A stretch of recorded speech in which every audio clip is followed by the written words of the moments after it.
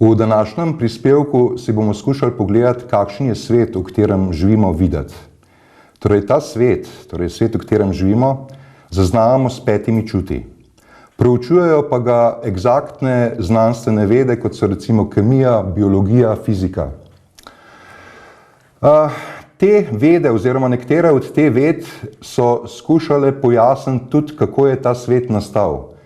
V glavnem se izhajajo iz tako imenovanega velikega poka, torej glede na to, da se vesolje širi, smatrajo, da je bil enkrat v preteklosti združen v eno majhno točko, ki je eksplodirala in začel se je širiti. Nekatere veje znanosti še danes smatrajo, da se imamo zgolj spletu srečnih naključij zahvaliti, da so se razvili v tem vesolju pogoji za življenje in življenje samo. Po drugi strani pa je precej takšnih, ki le menijo, da je v ozadju neka sila, ki z vsem tem upravlja. No, tej sili recimo v religijah pravijo Bog. Torej, tej interpretaciji nastanka sveta pravimo materializem. In kaj je za materializem značilno? Torej, v materializmu je smisel življenja preživetje, tekmovalnost, eksploatacija.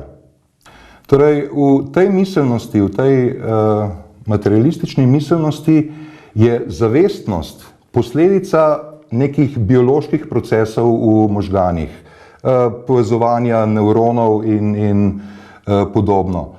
Omenil sem že, da obstajajo pa veje znanosti, ki menijo, da v ozadju je neka sila, ki upravlja z vsem. No, to podpirajo tudi religije in na osnovi tega je pred cirka 450 leti se je razvil drug pogled na nastanek sveta, ki mu pravimo dualizem. Njegov tvorc je francoski matematik, vojak in fizik René Descartes. On je stvarstvo razdelil na 2 dela. V bistvu je priznaval obstoj Boga in menil je, da je Bog svet ustvaril in na njemu ustvaril tudi nek red, podobno kot recimo kralj nek red vzpostavi v svojem kraljestvu. Vse skupaj je razdelil na 2 dela, torej na materialistični del človeka in vse živo je v ta materialni del uvrstil, na drugi strani pa je bil področje duha in misli. On je sicer smatral, da v človeku obstaja neka bit, ki mu je rekel duh, ampak da je realno človek tako različen od tega duha, da ne more vplivati nikakor na tisto, kar si je torej zamislil Bog, torej na nek red, ki si ga je zamislil Bog. In v tem konceptu je na dogodke, ki se nam dogajajo v življenju, gledal v verigi vzrok-posledica. Torej, ta naš materialni svet, kakršen ga vidimo, ima določena pravila. Če ima določena pravila, obstaja pogojenost, zato mu dostikrat rečemo tudi pogojeni svet. S čem vse je torej ta naš pogojeni svet pogojen? Pogojen je s prostorom, torej prvo pravilo je pogojenost s prostorom. Vsaka ustvarjena stvar ima neke meje, torej vse je končno. Mi sicer govorimo v abstraktnem smislu o neskončnosti, ampak ne znamo si je pa predstavljati. Na končne stvari se nanašajo tudi naše misli pa čustva. Nekaj časa recimo mislimo na nek, ne glede na to, ali je projekt, ali predmet, ali subjekt, se pravi oseba, karkoli. Nekaj časa mislimo na nekaj časa na nekaj drugega, ampak vedno je to nekako prostorsko pogojeno. Tudi čustva so prostorsko pogojena. Vzemimo za primer strah. Obstaja recimo strah pred višino, strah pred dvigalom, torej strah pred nečem v nekem prostoru. Konec koncev pa tudi v telesu strah začutimo v predelu trebuha. Tretje pravilo je pravilo polarnosti. Torej, v tej polarnosti govorimo v konceptu našega vrednotenja stvari, pa časa. Torej, da se sam še malo pri tem vrednotenju ustavim.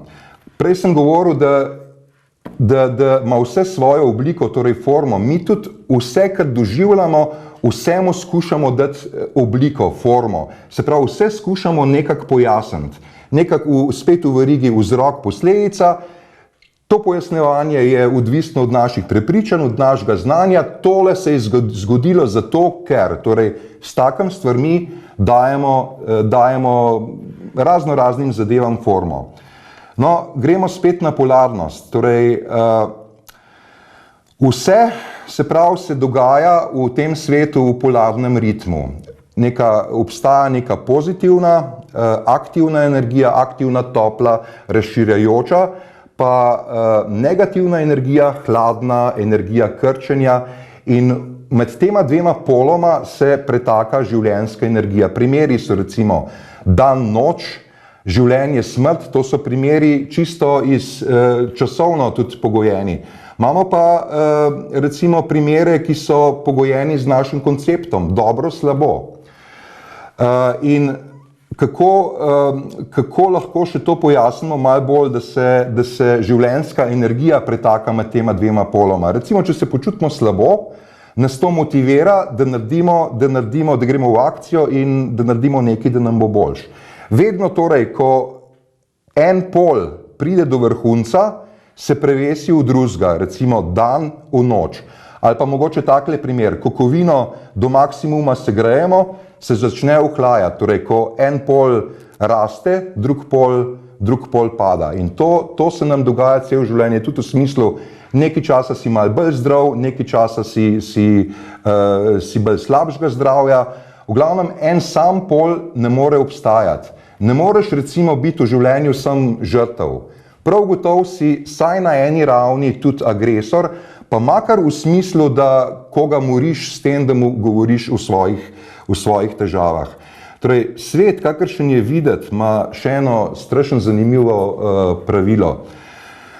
Ko mi s tem, ko nekaj opazujemo, ko karkoli opazujemo, tej stvari dajemo energijo. Torej, z opazovanjem česarkoli dajemo energijo. Ampak ta stvar sploh ni toliko nedolžna.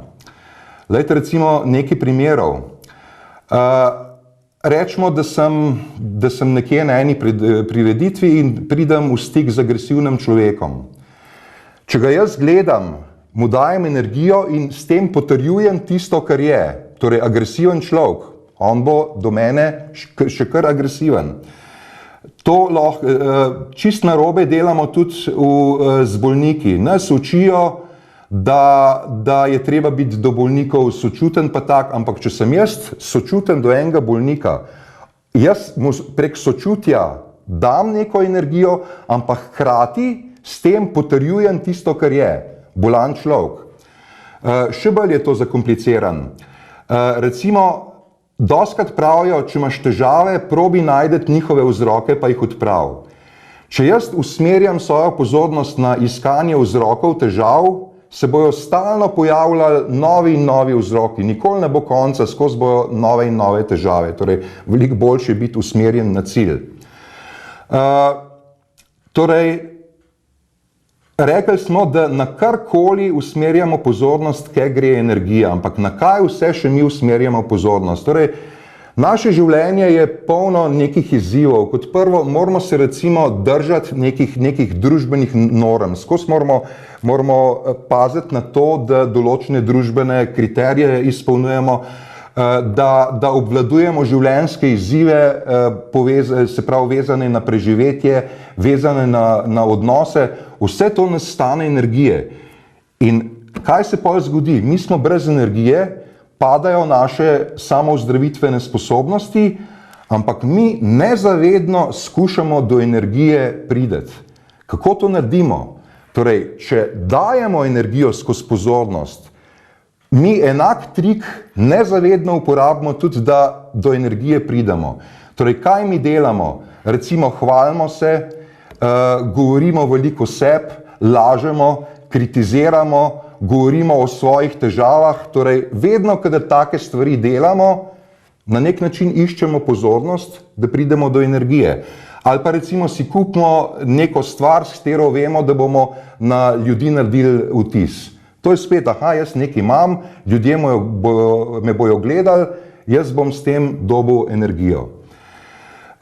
Vse skupaj je pravzaprav podoben vampirjem. V filmih o vampirjih vidimo, da vampir ne more preživeti, če drugmu ne vzame krvi oziroma energije. Ampak zanimivo je še to, da vampir sam sebe ne vidi v ogledalu. Enaki smo mi. Mi torej ne znamo priti do nekega univerzalnega vira energije, ampak energijo krademo drugim prek takšnega ali drugačnega iskanja pozornosti, pri tem pa ne vidimo, da to počnemo. Mi vidimo za kakšnega drugega, unle mi je ukradel energijo, ampak da to delam sam, tega pa nikakor ne opazim. Torej, vidimo, da imamo v tem svetu, če ga jemljemo takšnega, kot je videti, dva osnovna problema. Kronično smo brez energije in jo krademo, drug problem je pa, stvari so videti takšne, kot so, videti je, da na njih ne moramo vplivati. Ampak to ni čist res. Kako pridemo do univerzalnega vira energije in kako lahko kaj naredimo v smeri, da spremenimo življenjske pogoje, življenjske situacije, o tem bomo govorili v naslednjem prispevku z naslovom Kakšen je svet videti v resnici?